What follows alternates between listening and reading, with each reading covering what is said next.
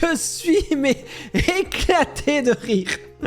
C'était un épisode au poil, plutôt à poil, mais c'était excellent. Allez, on en parle tout de suite. Alors, Dan Dadan, épisode 9, qui reprend les chapitres 21, 22, 23 et 24 du manga. L'entièreté de l'épisode regroupe le combat de Momo, de Complonou et de Aira contre les serpos, contre le dinosaure alien et le boxeur crevette. L'action est super intense, les combats sont bien fichus, et l'humour de la situation est superbement dosé. Rien qu'au début, le fait que Takakura se retrouve obligé de combattre à poil avec Aira qui rajoute une couche humoristique par-dessus à la situation, c'est juste grandiose.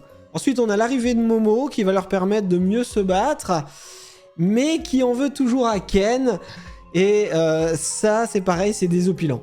Alors, petite explication pour ceux qui n'ont pas compris pourquoi Momo va avoir 2 coups de mou pendant la bataille. C'est parce que Aira va dire le mot Ken Takakura, alors que c'est l'acteur, la faiblesse de Ayase.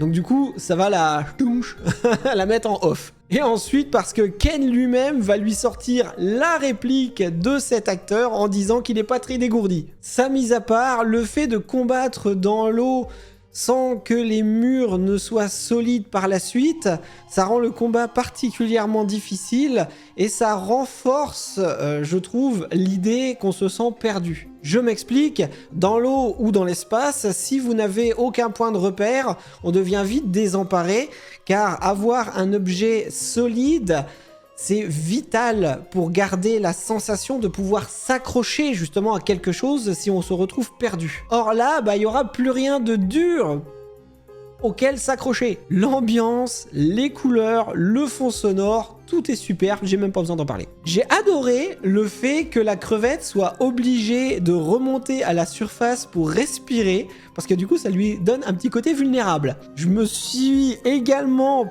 poilé sur le fait que Mémé Turbo en fait ne sache pas nager. Enfin, les pouvoirs qu'a Takakura de Mémé Turbo prouvent que Mémé Turbo ne sait pas nager. Et du coup, elle n'arrive pas à foncer dans l'eau.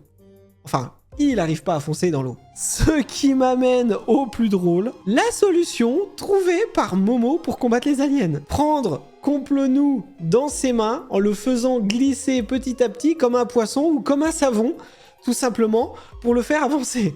C'est totalement incroyable comme idée. Après, pour rester dans l'ambiance, tout le monde se fout en sous-vêtements pour éviter d'être gêné dans l'eau, tout en chevauchant le pauvre Takakura qui lui est à poil, je rappelle. Le combat après contre les aliens, du coup fusionnés, c'est juste une dinguerie. Et la fin, avec Complonou totalement à poil, allongé sur Ayase dans le couloir de l'école et qui rigolent tous les deux en faisant des jeux de mots sur le fait qu'ils sont heureux qu'il soit dur. Je parle du sol, hein. Et bien sûr, le fait qu'il soit revenu à la réalité, tous les élèves sont là et assistent à la scène pendant que Momo et Complonou vont ensuite partir en panique en courant dans les couloirs à moitié à poil et à poil pour l'autre, rejoint par Aira ensuite qui va bifurquer aussi d'un autre couloir et qui est pareil dans la même situation